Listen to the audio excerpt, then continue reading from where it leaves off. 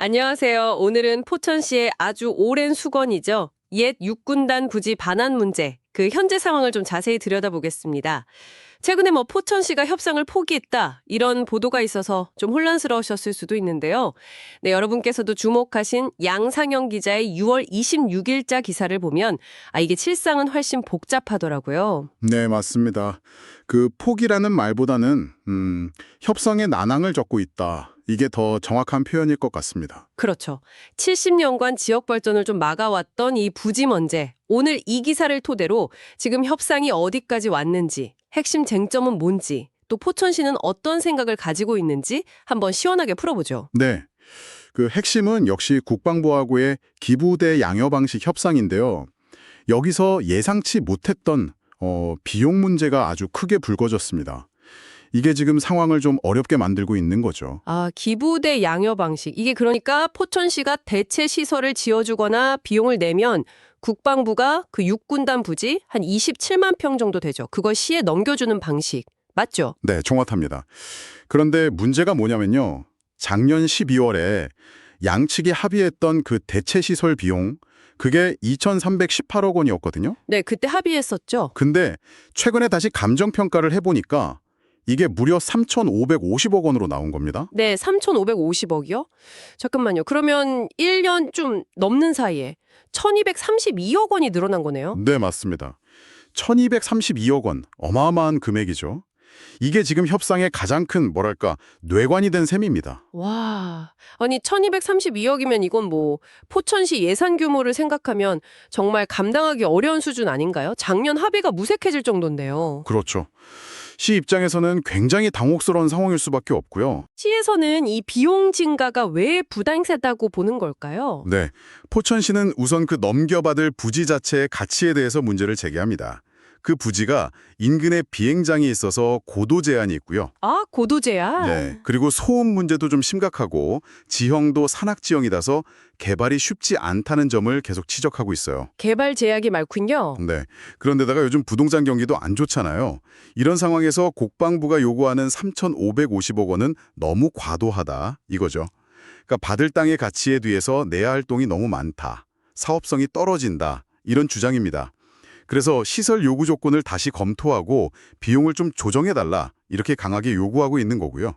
그러니까 단순히 액수가 커졌다기보다는 이 주고받는 가치의 어떤 균형, 그게 완전히 무너졌다고 보는 거군요. 그렇죠. 그렇게 볼 수 있습니다. 그래서 협상 포기 이런 말까지 나왔던 거네요. 하지만 기사를 보면 시 관계자는 포기는 절대 아니다. 조정 요청 중이다. 이렇게 분명히 선을 그었죠. 네, 맞습니다. 협상의 문을 닫아버린 건 아니다. 이 점을 강조하고 있어요.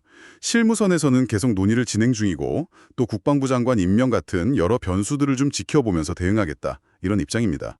일단은 지켜보겠다. 네, 그런데 여기서 또 하나 저희가 주목해야 할 부분이 있습니다. 어떤 거죠? 바로 그 육군단 부지 안에 있는 포천시 소유의 땅 문제예요.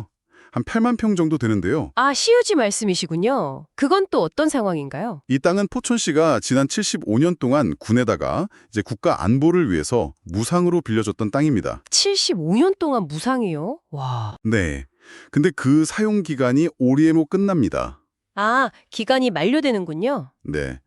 그래서 만약에 이 기부대양여 협상이 계속 잘 안 풀리면 이 시유지만이라도 먼저 돌려달라 이렇게 요구할 카드가 생긴 거죠. 그렇군요. 이건 협상과는 별개로 시가 가진 권리니까 어떻게 보면 좀 압박 수단이 될 수도 있겠네요. 네, 그렇게 해석할 수도 있습니다. 75년 무상 제공이라는 그 배경을 생각하면 시의 요구도 충분히 일리가 있어 보입니다. 자, 그럼 시민들 입장에서는 어떨까요? 70년 넘게 기다렸는데 기대가 클 것 같습니다. 기사의 시민 반응이나 시의 좀 장기적인 계획 같은 것도 나오나요? 네, 당연히 주민들은 부지가 빨리 반환돼서 그 자리에 산업단지라든지 문화시설 같은 게 들어서서 지역 경제가 좀 살아나기를 간절히 바라고 있죠?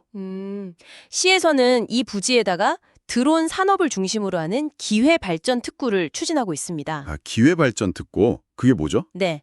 정부가 특정 지역에 좀 규제 완화나 세제 혜택 같은 걸 몰아줘서 투자를 유치하는 그런 제도거든요. 포천의 어떤 미래 먹거리로 이걸 삼겠다는 계획인 거죠. 드론 산업 중심의 기회발전 특구라 상당히 구체적인 그림을 그리고 있네요. 네, 계획은 있습니다. 하지만 이게 국방부하고 협상이 잘 끝나도 실제 개발까지 가려면 뭐 실무 심의도 해야 하고 주민 의견도 들어야 하고 절차가 꽤 남았잖아요. 기사에서는 한 2030년쯤 가능할 거라고 본다는데 정말 긴 호흡이 필요해 보입니다. 그렇습니다. 역사적 합의다 해서 장밋빛 전망이 나온 게 정말 얼마 안 됐는데 갑자기 이 천문학적인 비용 증가라는 큰 암초를 만난 거죠. 겉으로 보이는 보도 뒤에는 이렇게 복잡한 셈법 그리고 또 이 시유지 문제라는 다른 변수까지 얽혀 있는 상황입니다. 네, 오늘 양상현 기자의 기사를 통해서 포천 옛 육군단 부지 반환 협상의 그 복잡한 속사정을 좀 깊이 들여다봤습니다. 70년의 기다림, 또 희생이 걸린 문제인 만큼 이게 단순히 비용 문제를 넘어서는 좀 지혜로운 해법이 필요해 보입니다. 결국은 이 비용 문제를 어떻게 푸느냐, 이게 부지 반환과 개발의 속도를 결정짓는 가장 중요한 열쇠가 될 것 같습니다. 앞으로 좀 지켜봐야 할 부분이 많아요. 맞습니다. 자, 여기서 이런 질문을 한번 던져볼 수 있을 것 같아요. 국가 안보를 위해서 오랫동안 제공되었던 땅이 다시 지역사회로 돌아올 때 그 가치 평가는 어떻게 하고 또 비용 부담은 어떻게 나누는 것이 가장 합리적일까? 네, 중요한 질문이죠. 이게 비단 포천시만의 문제는 아닐 겁니다. 여러분께서는 이 딜레마를 어떻게 풀어야 한다고 생각하시나요? 이 질문에 남기면서 오늘 이야기 마무리하겠습니다.